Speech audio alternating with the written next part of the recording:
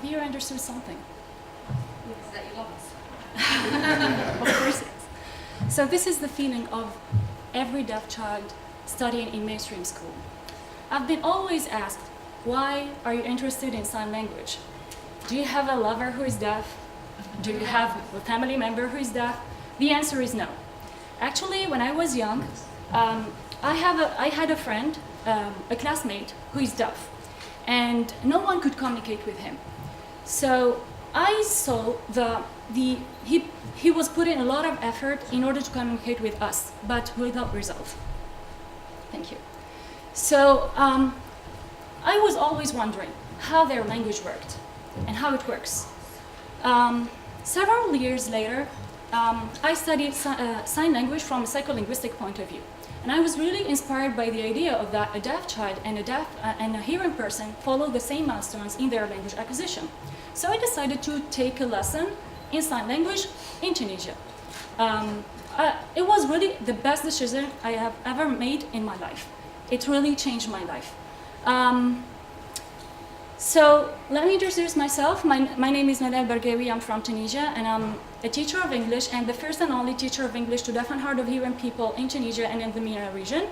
I'm an author, and I am a professional fellow program alumna Spring 2017, and I'm also the creator of the first mobile application for the deaf and hard of hearing people in Tunisia and the MENA region. So when I started learning the sign language, I discovered the positive side of that community, which is their power, their ability, their optimism. But on the other hand, I discovered the problems and the hardships that they are facing in that community and in Tunisia. So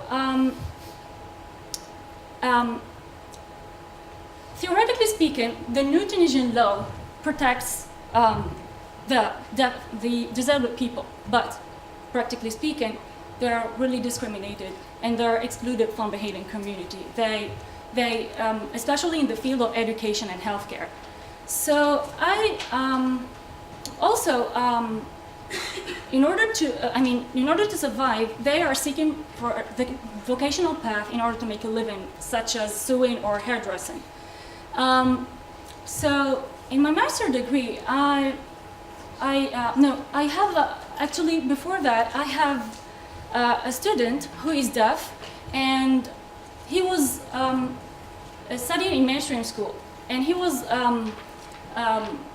he had to sit for an English exam, but the teacher didn't do anything for him. Just for the listening part, he said, leave it as it is, and you'll be given extra marks for that task, which is really discouraging. So I decided to do something. In my master's degree, after obtaining my master's degree, which is a comparative syntactic analysis between American Sign Language and spoken English from a generative approach, I decided to do something for that community. But I know I don't have money to give, but I have the knowledge, which is the English language knowledge.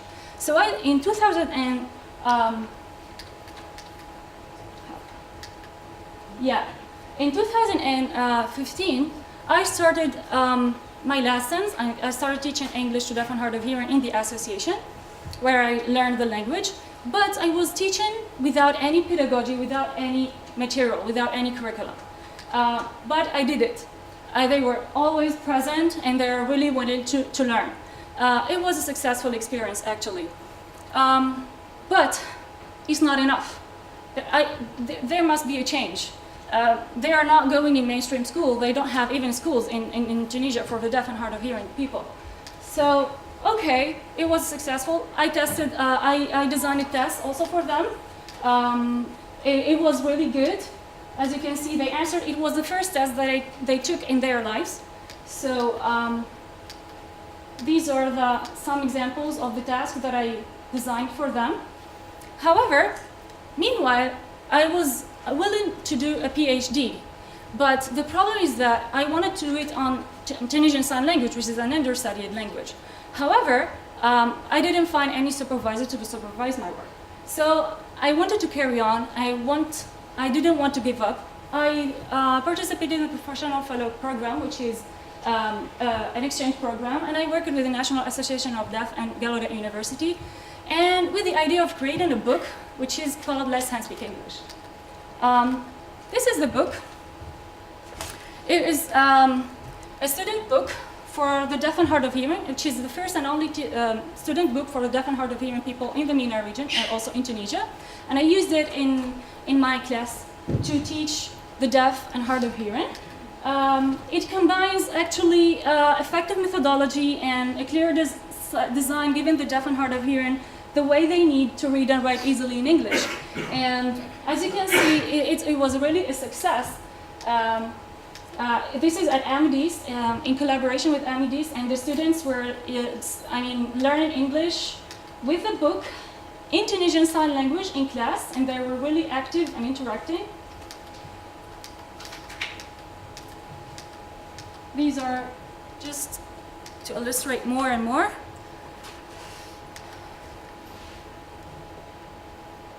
So it also includes a CD where you can find visual activities. And the students were able now to read and write easily in English. But this is not enough. I always seek for more. This is just the first book of the whole collection, which is Let's Handspeak English collection. And actually, so far I had developed, as I said, the first book in the Let's Handspeak English collection, and I tested it with my group, target group, during 6 months at AMENDS. And I am working now on inspiring Tunisians to be more open and inclusive. By speaking on national radios, I also translated a song which is called Imagine by John Lennon in Tunisian Sign Language and posted on Facebook. I also translated the first movie or film in Tunisian Sign Language, which is called Bardo, and it's a German production. My dream is that the deaf community has the same opportunities as the hearing community, especially in education. So I used the book and I transferred it also in an application, which is called Let's. This application stands for Learning English Through Signs. It's Let's. And it has a unique design for the deaf and hard of hearing people. It includes a booklet, songs like the ABC song, the If You're Happy and You Know It, and numbers, a lot of songs, and a quiz to test if they really understood what is inside the application, and it's also a support of the book. So my goal is to restore hope and to people, hearing or deaf, and without exception. As Oscar Pistorius once said, you are not disabled by the disabilities you have. You are able by the abilities you have. So I think that people nowadays have to believe in themselves, deaf or hearing, without exception. And we should perceive ourselves we should not, perceive ourselves in a different way, which means we have to accept differences. We have to accept disability. We have to accept gender differences. We have to accept everything. And just, I want to end up by saying, be the person that you needed when no one was there for you. Be the change maker. Thank you. If you want to